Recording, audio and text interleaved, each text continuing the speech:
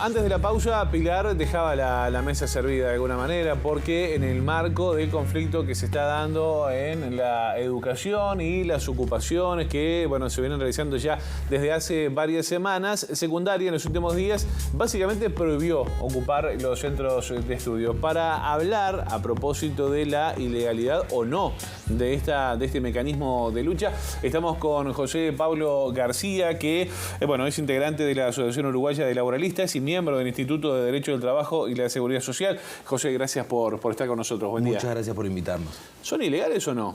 Al hueso. Bueno, yo entiendo que no hay normas. Yo dije, la actitud que está llevando adelante la administración, encabezado por Cherro, es manifiestamente ilegal. ¿Por qué? Porque el Estado puede hacer todo lo que la ley le permite, pero lo que la ley no le permite no lo puede hacer. Principio de legalidad. Esa es la principal diferencia con los particulares. Nosotros, principio de libertad, todo lo que no está prohibido, todo lo que no daña a otro, lo podemos hacer. Y en el caso de dañar a otro, ¿no? Código Civil, nosotros tendremos que reparar el daño si hubo un abuso de derecho. Ese es el régimen general de las personas particulares. En cambio, el Estado solo puede hacer lo que la ley le permite, lo que la ley lo mandata, principio de legalidad. Entonces, en ese marco, yo entiendo que la actitud que está llevando el gobierno es manifiestamente ilegal. ¿Por qué? Porque no tiene una norma que lo avale. Nosotros ahí, cuando vamos a hablar del marco normativo de las ocupaciones, Uruguay ha tenido cambios grandes en el último tiempo, ¿no? Principal cambio, el artículo 392 de la LUC. ¿Qué dice el 392 de la LUC? Dice, el Estado garantizará el derecho a la huelga, ¿no? Pero al mismo tiempo garantizará el ingreso de las direcciones a los centros de trabajo y garantizará el ingreso de los trabajadores no huelguistas. Y eso está reglamentado por un decreto también. Y el decreto también habla de la libertad de trabajo, que el nombre libertad de trabajo es bastante discutible, ¿no? Yo creo que hay un derecho a trabajar, no una libertad a trabajar. Claro. Si nos dieran la libertad a trabajar, quiero ver cuántos trabajamos. Pero si será feo trabajar, que te pagan para que lo hagas, dice uno, ¿no? Bueno, pero como vemos, esos artículos refieren al derecho del trabajo, esos artículos refieren a los trabajadores. Trabajo, trabajadores, pero no habla de estudiantes. No habla de estudiantes. Entonces, eso es cuando el gobierno deroga ciertos artículos que podrían ser los que le permitieran por lo menos desocupar oficinas públicas, no importa quién las ocupe. No sé si se acuerdan, hace bastante tiempo, cuando ocuparon un centro de secundaria, grupos más de izquierda radical, estaba la gente del taxi, la gente... Sí, Codicea en 2015. Eso mismo estoy hablando, hay un decreto, ese decreto está derogado. ¿Ese fue un decreto del gobierno de Tabaré Vázquez? Sí. Ese es el decreto en el que se basa... Pero está derogado. Ahí va, Está derogado, o sea, no existe hoy. No existe. Secundaria se basó en un decreto que está derogado. Bueno, y secundaria igual ahora. Ahora se ha hecho más público los papeles que les entrega a los chiquilines, ¿no? Cuando los obliga a desocupar. Y el papel que le entrega al Ministerio del Interior para que el Ministerio del Interior vaya y desocupe. Y en realidad no se está ni siquiera fundando en eso. Al principio se fundó en un decreto del 2014 que no existe. Y que tampoco era el gobierno de Tabaré Vázquez, era el gobierno de Mujica, ¿no? Claro, pero no existe el decreto. Fue un error, supongo yo, de jurídica. Pero ahora lo que se basa es en el artículo 15 del Estatuto del Estudiante, ¿no? Que básicamente lo que dice es, usted está impidiendo que se desarrolle la clase con normalidad, ¿no? Y eso, si lo volvemos a emparejar, acá hay un vacío normativo. Nosotros, ante el vacío normativo, artículo 16 del Código Civil, rellenamos ese vacío, ¿no? Con norma que pueda ser análoga, que pueda ser parecida. Entonces, al rellenar ese vacío, ¿a dónde tenemos que acudir? Bueno, podemos acudir al derecho al trabajo, podríamos, pero también tenemos que acudir a otros derechos que son fundamentales, ¿no? Que es el derecho de los niños y de los adolescentes. El CNA. Vamos a buscar adentro del CNA, y en el CNA lo que vemos es que el Estado tiene que garantizar especialmente y proteger especialmente los derechos de los niños, niñas y adolescentes, sus derechos civiles, sus derechos políticos, ¿no?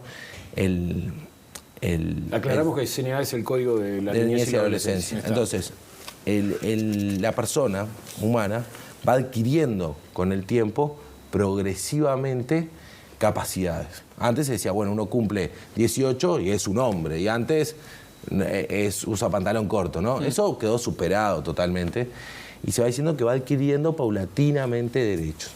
Entonces, en ese marco, los derechos civiles y políticos, el adolescente ya los tiene, y por eso nosotros vemos en todos los partidos políticos, utilizan en su militancia, cuando reparten listas, cuando hacen actos y todo, menores, incluso cuando ganan elecciones hay menores en la fiesta. Entonces, en ese marco, tenemos que ir a ver, bueno, qué es lo que pasa con el derecho a la protesta de estos menores. Y el derecho a la protesta de estos menores está consagrado también. Y el artículo 7 de la Declaración de Derechos del Hombre y del Ciudadano dice que todos somos iguales ante la ley y que los derechos todos se tienen que proteger de igual manera. Entonces acá el derecho a la protesta de estos jóvenes, de estos adolescentes, no está siendo respetado. ¿Y las ocupaciones son parte del derecho a la protesta? La ocupación es parte del derecho a la protesta, la ocupación es parte del derecho a la huelga. Se dice erróneamente que es una extensión del derecho a la huelga. Eso es erróneo. El otro día estaba junto a Nelson Lustanó, que fue subsecretario del Ministerio de Trabajo, que le mando un saludo, y Graciela Ayuso y grandes abogados laboralistas, y recordaban a un más grande abogado laboralista que decía, bueno, pero es como que yo quiera extender este dedo, ¿no? Los derechos son derechos, no se extienden ni se retraen, es un derecho objetivo.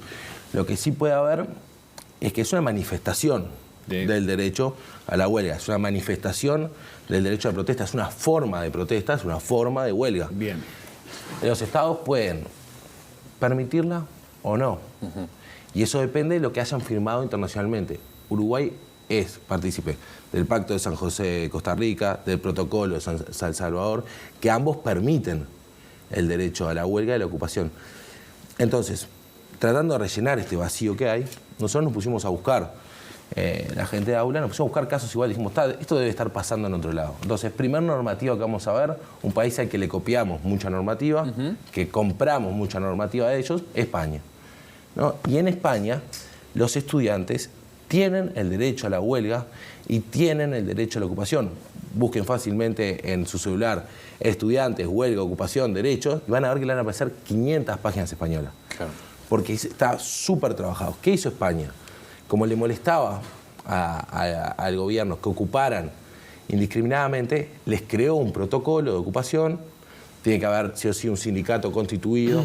Tienen que tener la protesta manifestada a la autoridad del centro. La autoridad del centro tiene que no oírlos o no querer negociar. Eso va llevando unos plazos, ¿no? Entonces no es que ocupa de un día para el otro, no es el capricho de un adolescente, sino que hay una negociación, que la negociación no llega a buen cauce y ahí se permite ocupar, ¿tá?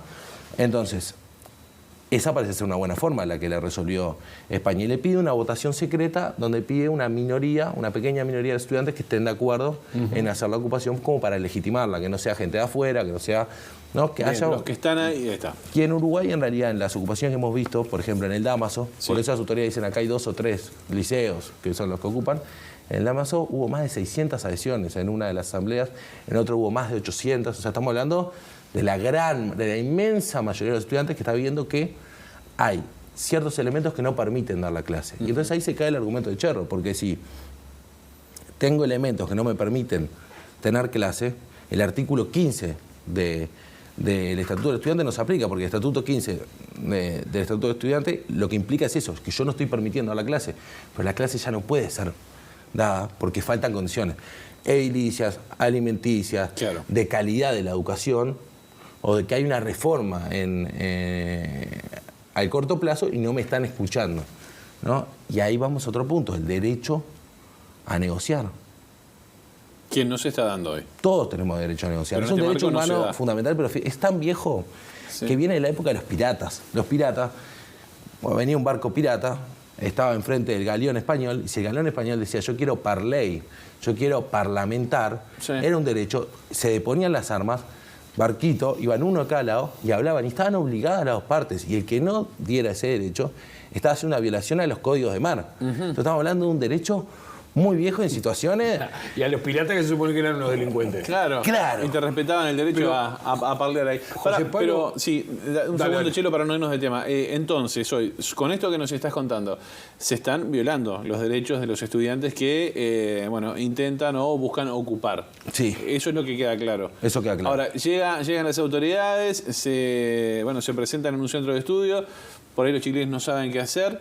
Me pongo en el lugar de un joven adolescente que está ocupando con toda la de la ley, como lo decimos, y ejerciendo su derecho, pero claro, con todo el tema de la chicana, por allí queda una nebulosa y no saben qué hacer. Y dice, bueno, viene la policía, nos vamos, para no tener más problemas. Bueno, yo creo que ahí hay un acierto por parte de los estudiantes.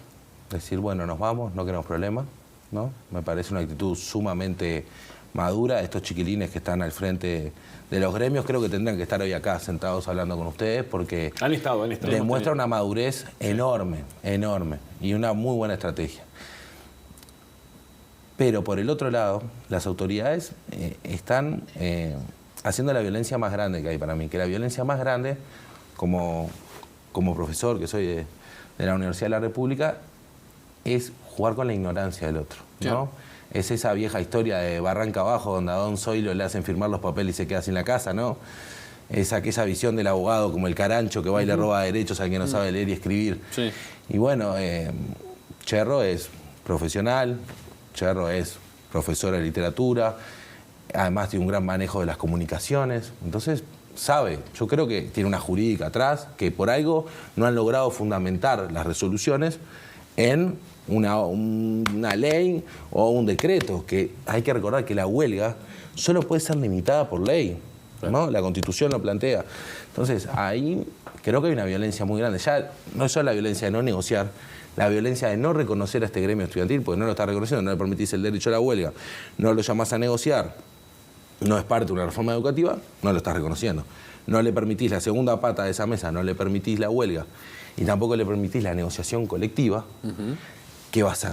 No tiene opción, ¿no? O sea, la propia actitud del gobierno arrincona y obliga al conflicto, lleva directamente al conflicto. Entonces, si su interés es tener clases, es dictar la mayor cantidad de clases posible, la forma más fácil para mí sería abrir una mesa de diálogo. Entonces, si yo abro una mesa de diálogo con los chiquilines, me pongo al lado del gobierno ahora, yo abro una mesa de diálogo con los chiquilines y los chiquilines en la mesa de diálogo van y me ocupan, ahí están violando la buena fe de la negociación, ¿no? Claro. Porque nosotros estamos negociando y vos vas y ocupás. Y ahí sí está mal lo que hacen los chiquilines, pero no es el caso actual. Bueno, ellos y los docentes dicen que es una reforma en consulta, ¿no? Claro, bueno, sí, todos sabemos, no es que lo digan los docentes, fue una reforma hecha, se puede decir, bueno, en la consulta fue una consulta popular. José Pablo, ¿alguna sentencia en el plano internacional que justamente avale lo que estás diciendo, la posición de la Asociación Uruguaya de Laboralistas? Bueno, sí, nosotros encontramos en la Corte Interamericana de Derechos Humanos un caso en el 2016, las protestas en San Pablo, Brasil.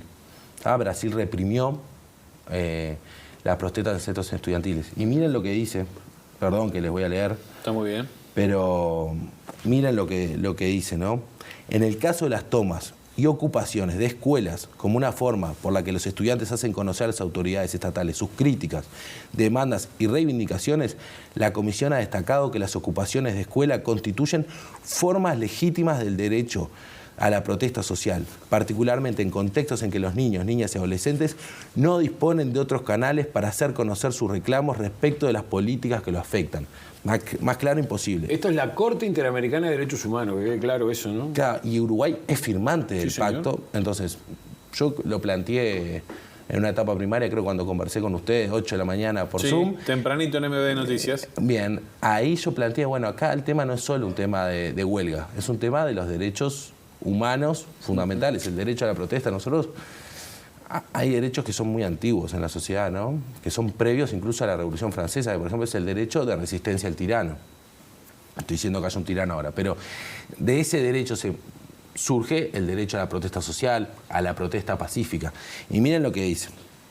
La Comisión considera que la garantía del derecho a la protesta de los niños, niñas y adolescentes implica que el desalojo forzoso de un edificio ocupado en el marco de un reclamo social debe realizarse mediante una orden expresa y fundamentada en un riesgo grave para la vida o la integridad física de las personas, y cuando no fueran posibles otras medidas menos lesivas para proteger esos derechos.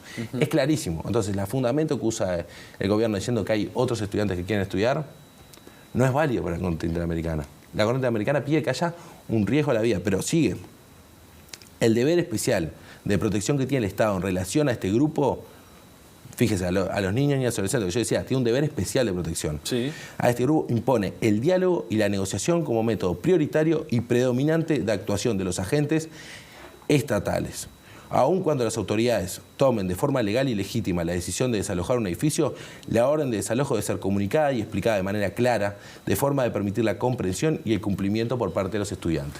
Entonces, todo esto que le están marcando a Brasil, todo se lo podemos marcar a Uruguay hoy en día. Entonces, ¿por qué no ahorrarnos esto? ¿Por qué no ahorrarnos la mancha de que Uruguay tenga que ir y tenga que tener un fallo contrario en la Corte Interamericana de Derechos Humanos? Claro.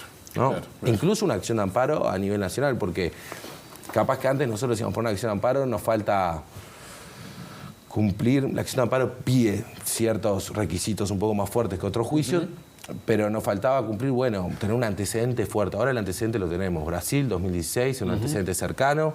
Es la Corte Interamericana, pero además tenemos pronunciamientos, tú hoy lo nombrabas, ¿no?, del Comité del Niño de la ONU, que está planteando a texto claro esto que está haciendo Uruguay está mal. Exactamente. Sí. José Pablo, se nos ha terminado el tiempo, pero ha quedado claro cuáles son los fundamentos legales, fundamentos jurídicos, antecedentes, incluso de la Corte Interamericana de Derechos Humanos, de que los gurises, de lo que los jóvenes uruguayos son también, y en forma muy importante, de forma más importante, sujetos de derechos. Claro. Y no solamente sujetos de obligaciones, porque parece que se los quisiera poner en fila y me hace acordar a Another Brick in the Wall, ¿no?, de Pink Floyd, que los ponía todos en filita y los educaba como si fuera una fábrica de chorizos. Son sujetos de derecho, tienen derecho a protestar y tienen derecho a todas estas cosas, pero no es que lo opinemos, es que está escrito firmado en la Constitución. Avalado, además. Es tal cual, y además nos conviene a todos como sociedad. Yo les comentaba a ustedes, los cargos políticos surgen de diferentes gremios. De la CGU, por ejemplo, el gobierno tiene un montón de personas en cargos políticos. Entonces es muy importante, es creación de ciudadanía. Capaz que uno de estos muchachos después mañana termina siendo nuestro presidente, nuestra presidenta. Entonces, creo que es muy interesante que se respeten los derechos de ellos. Tema para seguir y lo haremos en algún momento. José Pablo García, gracias por estos minutos. Muchas gracias a ustedes. Un placer. Bueno, ¿hacemos una pausa nosotros? Sí, señor. Se viene más móviles, se viene la agenda cultural, se viene más Ciudad Viva.